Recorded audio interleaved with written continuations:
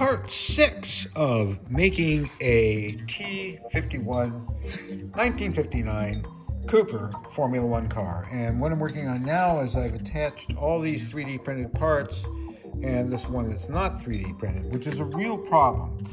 I found what I really need to do, because it's raised up on the back and everything, what I really need to do was to make a two-piece mold on this, which would be very, very difficult to lay up clay behind the back and the front. It can be done, but my God. So I thought, well, I have to get a master out of this anyway to clean up, or we just clean up the part that comes out of here. The rest of the parts are all face down the way they were printed. So, including the steering wheel, the mirrors, the two seats, and the dashboard. And so I'm going to make an open face sort of box around this and just fill it up with silicone, and that's my master mold for that. Then I can make more if I need to, so I can make multiple molds. And this here is the master, or the form that I'll be using to vacuum form canopies with, and it's made right on, of course, an actual body casting, so we know it's going to fit right, at least within reason. What I found out and tried was that what they did is they cut plexiglass, some kind, maybe it wasn't plexiglass, but a form of plastic, and you can see here, I was able to cut this and actually bend it around this the same way they did. And the reason that there's a cut in the windshield is because they had to do it in a couple of pieces, and we can affect that look by actually cutting this piece after it comes off and having a slight gap there, just like the real thing. So because I was going to scribe it in, and I thought, you know, it's going to be difficult to do on this little tiny thing. I'm getting better at scribing small parts, but you know, cutting it would actually make it more accurate. So that's what I decided to do. So what I'm going to do next is make molds. Get some light on these things. Going to make molds of these parts. So I'm taking my favorite silicone rubber, which is V-1065 RTV silicone mold making tin cure rubber that I've been getting from Berman's for years, and I use it for everything. And I have molds that are older than hen's teeth, or maybe older than God, something like that. And they never wear out, as long as well, they wear out, but they don't fall apart and tear and that kind of stuff. As long as you keep it properly mixed, which means that you do 10 grams to 100 grams, and if you go higher than that, you get a very brittle rubber. So I'm going to fill these up with silicone, and tomorrow we can open them up and play making parts. So that's it.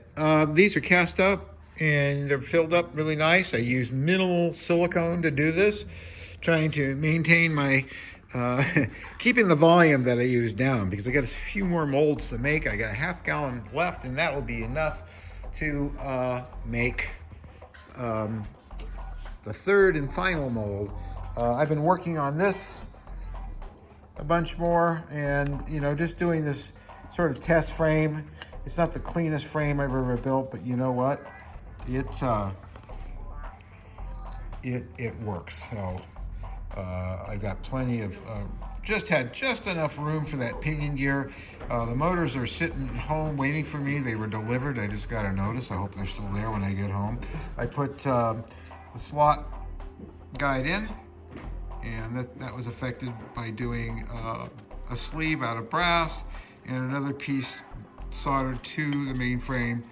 And yeah, hard to do things like that with one hand, but it's coming out well. Lots of progress. Okay, here are our molds. They're all set up, as you can see. And now I'm going to open them up here. And I'm going to keep talking really loud because my next door neighbor is singing to the Rocky Horror Picture Show. It's very difficult shooting video around here. We do share several other units.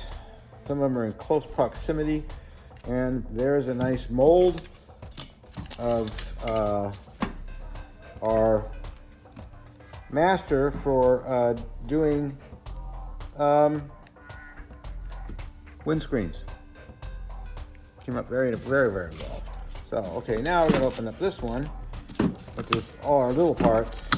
And some of these will be wrapped around. I'll have to take a knife to it and slice into the silicone, but the silicone goes right back to that original shape. So it's really not that, it doesn't, you just have this tiny little thing to just sand off. So I'm just gonna go slow here. You see the seats coming out? You can just see them popping out there. See if I can get some more light on the subject. Whoever engineered these lights really did a bad job. Anyway, so we're just opening up. So we lost the steering wheel a little bit. The other one got trapped inside. But you can see how that works, and this is how the parts will come out, just like that, when I actually cast them in resin, which I'm going to do shortly. Now this steering wheel here, some of the material went around behind, so what I'm going to do, I'm going to kind of take a sharp X-Acto blade and just kind of slice around the back here. Sharp is the key word. That really wasn't very sharp. Just sort of slice up some of this flash that got behind it, which doesn't hurt the mold at all. So it should get this to release now. Should. Go slowly, Steve. There we go. Got it out. And there's our steering wheel, which I can use at another time. And you can see that it's all open in there. Now here is our tailpipe. And this has been a big source of curiosity to me. I need a sharper blade. Okay, got a sharper blade. I'm just going to kind of slice along here. If I do this, I can see where it is that I need to slice.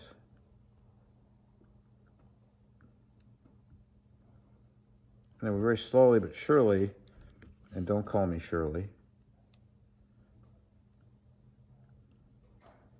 Okay, you can see it starting to come out.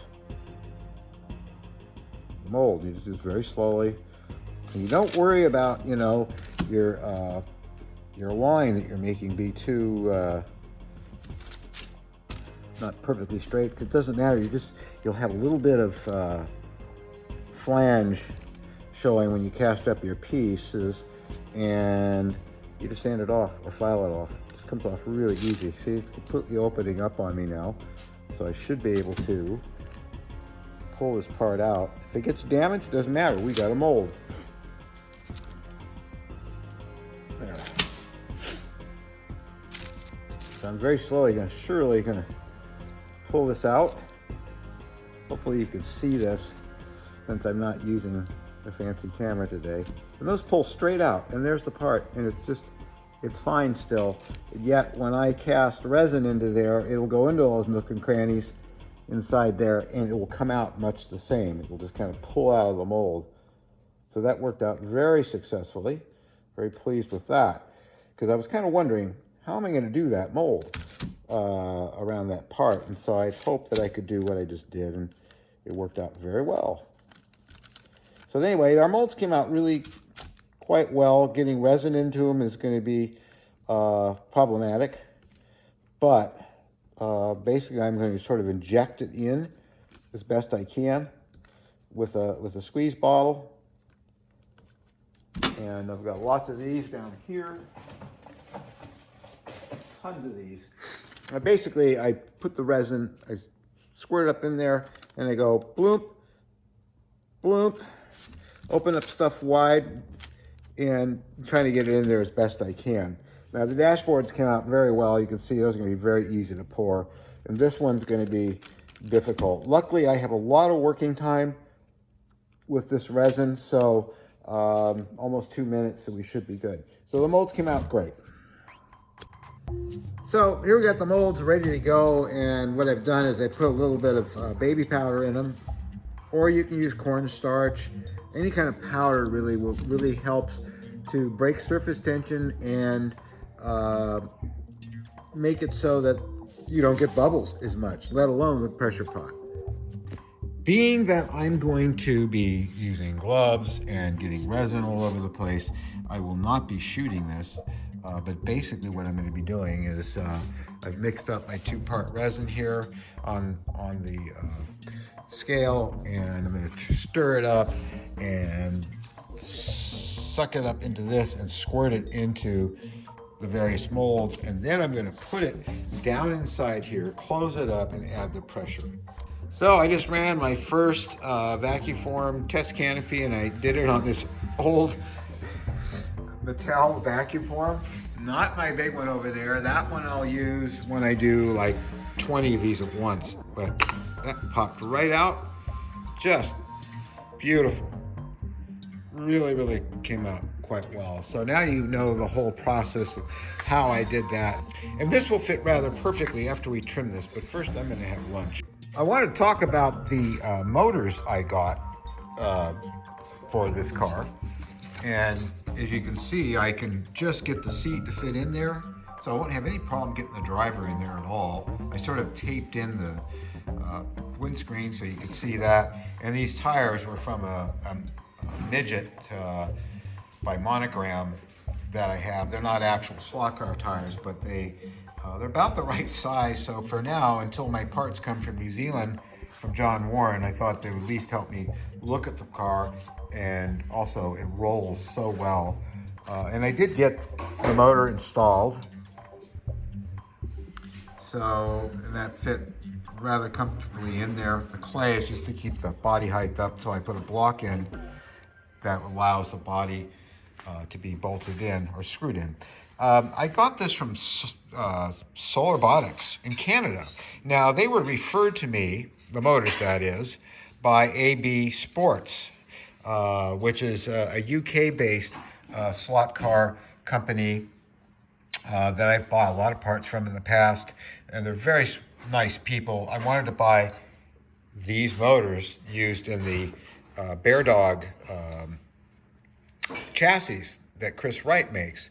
And he refunded my money because he said you can get them cheaper over here, as it turned out, from Canada. And these were about $2.95, I think it was, $2.95 a piece. And then I chose UPS rather than United States Post Office. I paid extra money, $12 for shipping. But it was worth it because I got them very quickly. And they're beautiful little motors. They really are. They're very sound, and they fit. So I got 3 of those motors because I plan to build a second car and then a couple other cars as well. And here's some of the parts I got out using the pressure pot. They come out beautiful, no bubbles. I even got the exhaust. And in fact, I did 2 passes on the exhaust, no bubbles. They come out great, but like I said before, I am going to retool these and make another mold because there's like a bubble on the back there that I didn't see. I mean, that could be easily carved out, but I want to make a new mold for production that's just for these exhaust manifolds, exhaust pipes, manifold and pipes.